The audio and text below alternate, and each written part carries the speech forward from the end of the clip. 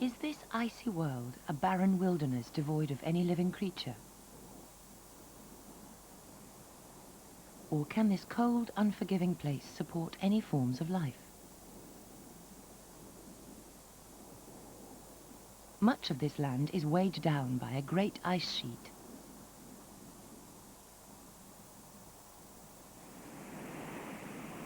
There are islands in these cold seas. Some are even green and fertile. Rocky, ice-locked islands are almost entirely lacking in vegetation, but other forms of life thrive there. These vast frigid areas are the characteristic sites of both the Arctic and the Antarctic. Each is so similar, and yet there are very specific differences. In more than one sense, they are poles apart.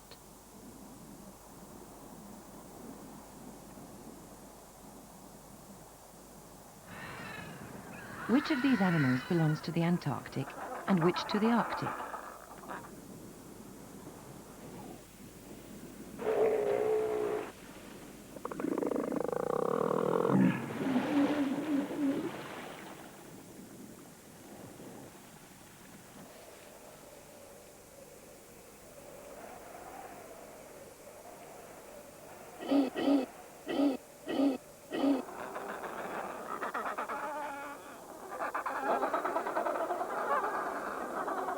This is the sub-Antarctic, the area within the cold water but outside the Antarctic Circle. Penguins are exclusively southern, so is the wandering albatross. Albatrosses need the constant winds that blow in far southern latitudes. Elephant seals are the giants of sub-Antarctic islands. Petrels abound in the far south. This is the giant petrel, almost as big as the smaller albatrosses. The predatory leopard seal is exclusively a southern member of the seal family. In the frozen north of the Arctic, it is the auk family that lives like the penguins. These are guillemots.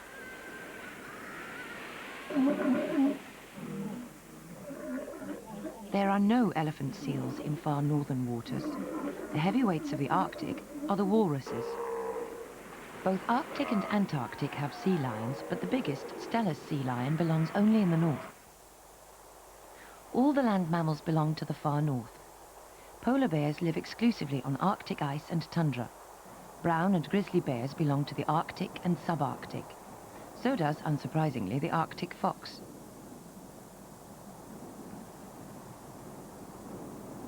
Wolves flourish in the northern latitudes, as do the animals the wolves prey on. The barren ground caribou still represents one of the largest concentrations of a single species on Earth. What is it that makes the fauna and flora of the Arctic and Antarctic so completely different? Under the ice, the North Pole is situated solely on water, though vast areas of land in North America, Russia, Scandinavia and Greenland lie within the Arctic Circle. In the Antarctic, it's quite the reverse. Under the ice, a huge mountainous continent lies revealed, practically all within the Antarctic Circle. Land is a far less able conserver of heat than seawater, and so the Antarctic is an even more hostile place than the far north.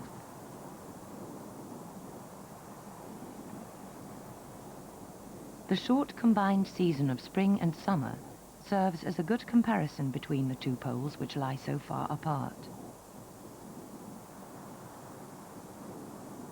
This scenery is typical of the mountainous Antarctic peninsula. The southern spring is comparatively mild there, although almost the only plants are lichens and mosses.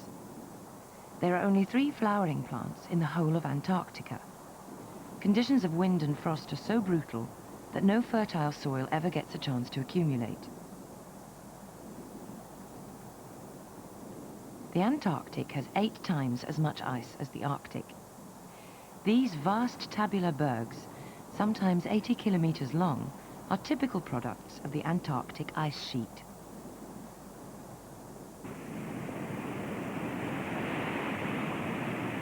In the far south, the only predators live in the sea. Killer whales aren't by any means exclusive to the southern oceans, but in these regions, They rank as leading predator.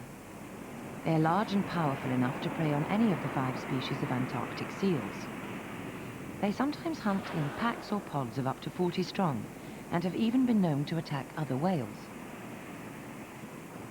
None of the 5 Antarctic seal species competes with the others for food. These are crab eaters, which feed mainly on krill and squid. Southern fur seals keep well clear of the pack and coastal ice, where their luxuriant coats would be a disadvantage. They breed on the more northerly islands of the sub-Antarctic.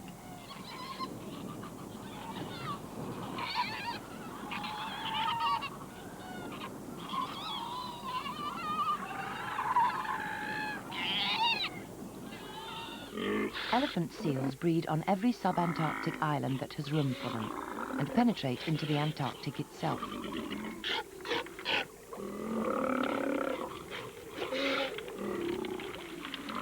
They are the heavyweights of the seal family. A fully grown male can weigh up to 4 tons. This young male hasn't yet grown the full nasal trunk that gives the species its name.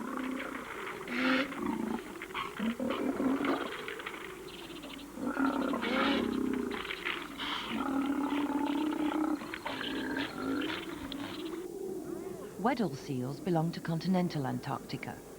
They are rather sluggish, gentle creatures who feed mainly on squid. They spend a good deal of their time in winter under the ice to escape the coldest weather and strongest winds. They are clumsy movers on land, though a little snow makes progress easier.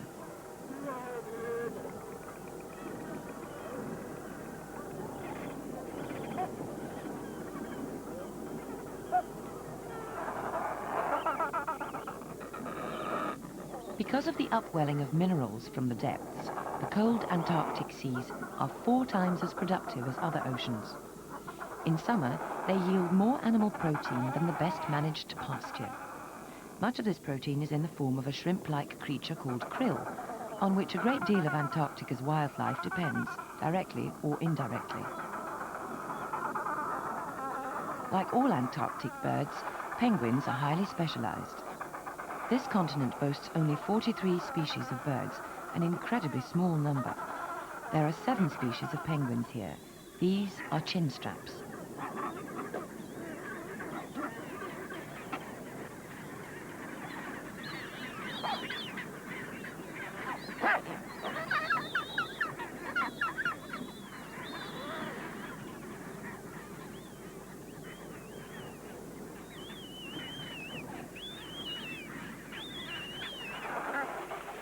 One of only 5 species whose livelihood is earned ashore is the sheathbill, a scavenger which lives off its wits and off other birds, like this Adelie penguin.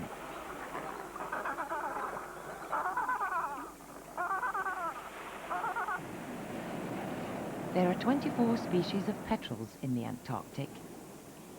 The snow petrel is as pure white as its name. The brilliance of its plumage is offset by that little black eye.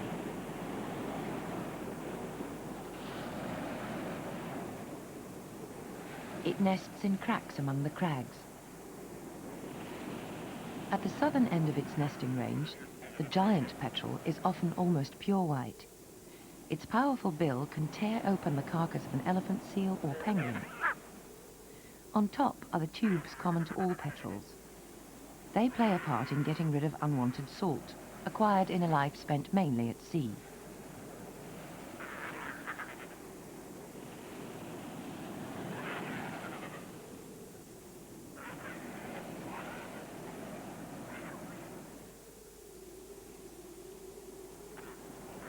Their plumage tends to get darker the further north they're found.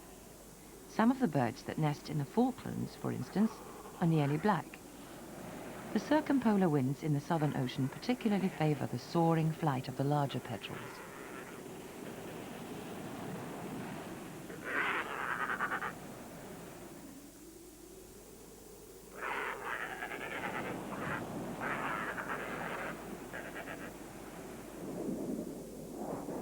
Deception Island, one of the starkest and most dramatic of the islands at the tip of the Antarctic Peninsula. It's a caldera, the deep cauldron of a collapsed volcano, still active in parts. It's called Deception because from a distance there doesn't seem to be any entrance to the crater which forms the anchorage.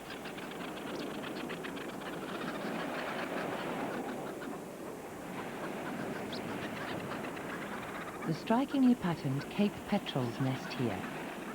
The old-time whalers called them Cape pigeons because they began to see them skimming in parties over the waves as they sailed south from the Cape of Good Hope for the Antarctic whaling grounds. The bare lava cliffs of Deception Island provide them with ideal nesting ledges. As with all Antarctic birds, snow doesn't discourage them from early egg-laying. To the resident birds, the Arctic and the Antarctic present much the same problems. But there is one difference between the two polar regions which the wildlife has nothing to do with. As far as the future is concerned, it is the most vital difference of all.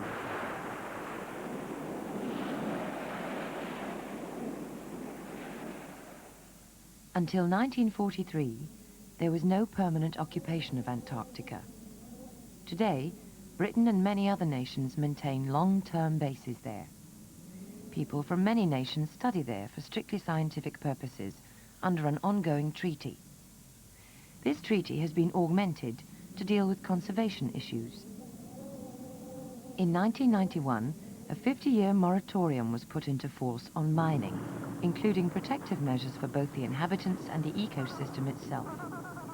Despite the law, the Antarctic has been a favored place for man to make a killing.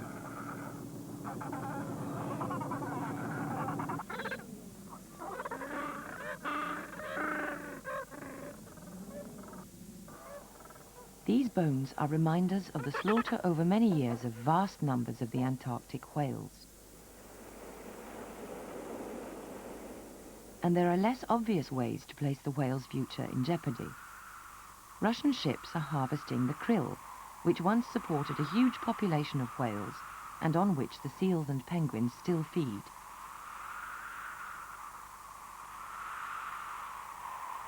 Soon the darkness of the Antarctic winter will set in.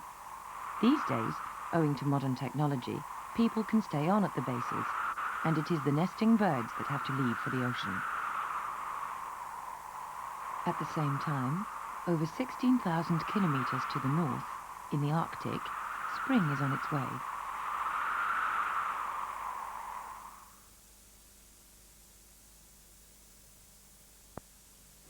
Springtime on Middleton Island in the cold Bay of Alaska. The difference from the subantarctic islands is very marked.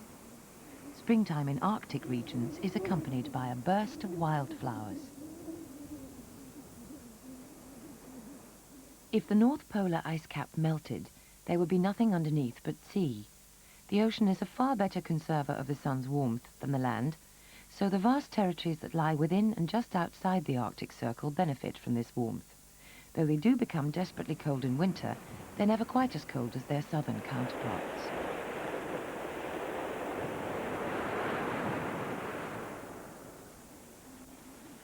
When spring comes to the Arctic regions, it releases running streams. This can only occur in the gradually unfreezing north during the spring breakup.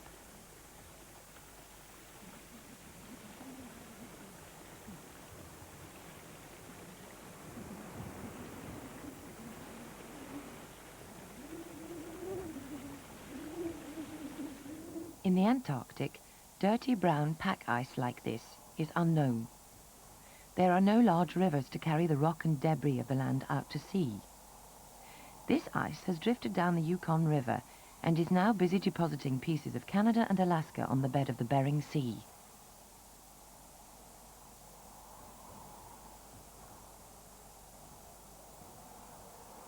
The soil which the ice carries is another key difference between far north and far south. There's little soil in the Antarctic. The peaty earth of the Arctic's tundra may not be rich, but it is at least true soil. It can support vegetation, and in turn, the vegetation supports wildlife.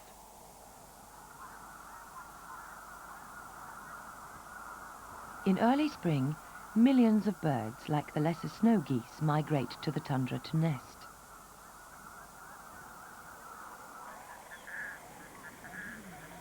Tundra covers 1/10 of the world's land surface. 13 million square kilometers of frozen plain separates the sea and ice of the North Polar regions from the tree line further south. The tundra is technically a desert. It gets only about 20 centimeters of rain or snow a year. The water on its surface in summer is the result of the top few centimeters of the permafrost melting. A third of a meter down, the earth is still frozen solid.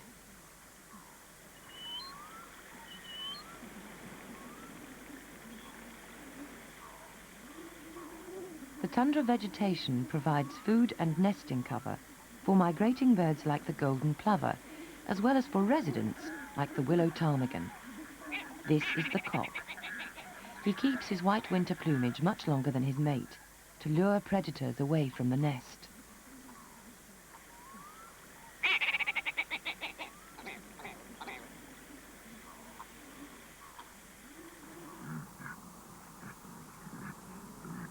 The most well-known animal of the North American tundra is the handsome member of the deer tribe, the barren ground caribou. A feature of both polar regions is that they support many fewer species than temperate or tropical zones. But the successful species such as penguins, seals and caribou exist in vast numbers. There are still at least 500,000 caribou grazing on the tundra of Canada and Alaska.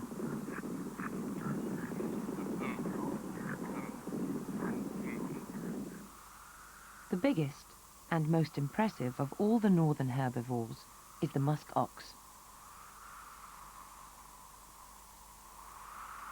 It was once far more widely distributed. The Ice Ages drove it as far south as Kentucky. In quite recent times, musk oxen lived in large numbers in all the lands of the Arctic Circle. Then, in the last century, it was hunted almost to extinction for its meat and coat.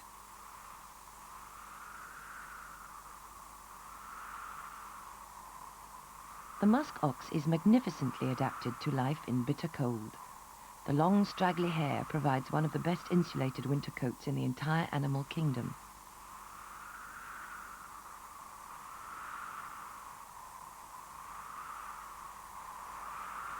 Musk oxen are now confined to North America and Greenland, though recent successful translocations have been made in Spitsbergen and Norway, as well as Nunivak Island in the Bering Sea off Alaska.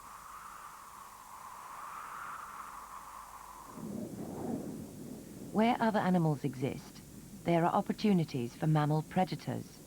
This is one of the smaller hunters, the Arctic fox. It's said that this is the only Arctic animal that could be introduced to the Antarctic with complete success. A polar bear needs 3 things: sea, pack ice, and seals to hunt. However, such an introduction would be disastrous to the delicate natural balance between predator and prey. The penguin colonies would be the first to suffer. Brown bears and grizzlies are also resident predators of the North American Arctic. They are great opportunists. They'll eat almost anything, from meat to berries.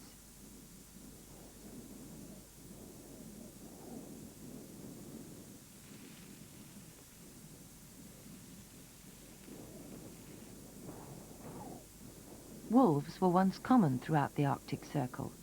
Now they have been hunted almost out of existence. This she-wolf has raised her cubs in a den close to one of the caribou migration routes.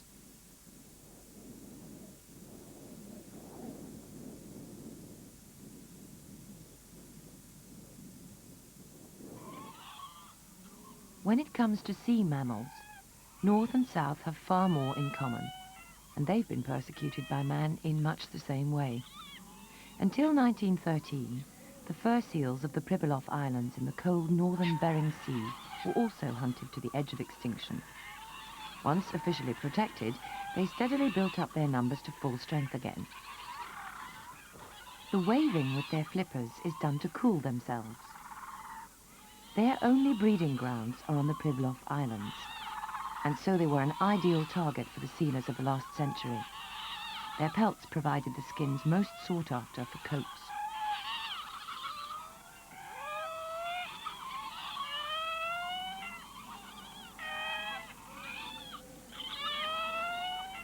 On this remote island in subarctic waters lives an animal that has been even less fortunate. In less than a century, the walrus population of the North Atlantic and Pacific has been reduced from about 500,000 animals to around 70,000. Walruses breed on the pack ice, but in spring they come ashore and become a sitting target. The hunters kill them for oil and for their valuable ivory tusks.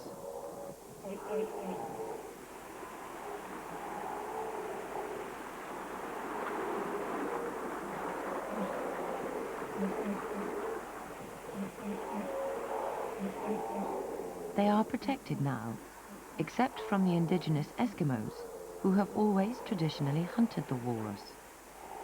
The coastal Eskimos are unwilling to give up their ancient way of life, and the wildlife authorities of America and Canada are unwilling to take it away from them. But whereas they once hunted with the harpoon, they now use rifles. The harpoon had a line attached. If the walrus sank, it could be recovered. When a walrus is shot, it often sinks, so meat, blubber and ivory are all wasted.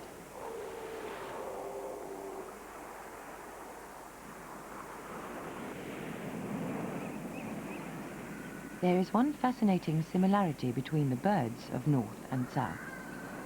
These are not penguins, though they look very similar. They're guillemots, members of the auk family.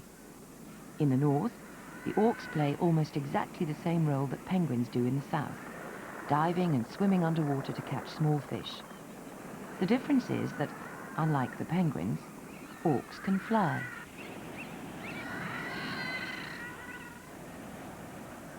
Sharing breeding colonies with kittiwakes, they look even more like penguins, but no penguin ever had flight feathers like these. It's an example of what scientists call convergent evolution, unrelated animals in different parts of the world evolving a similar appearance.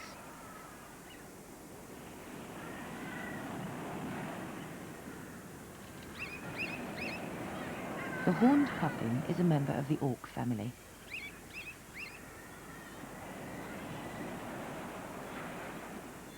These are tufted puffins, all what might be called the penguins of the north, except that they can fly.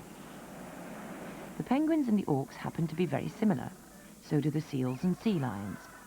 But there is one significant difference between the poles. Human influence in the Arctic has, in the past, been confined to Eskimos and Indian subsistence hunters. Now man is there in force. The north has been opened up with new technology, supertankers, and the Alaskan pipeline with its terminal at Valdez. Just how long the Arctic can sustain this intrusion is not known. It seems a cold irony that in terms of protection, the North and South really are poles apart.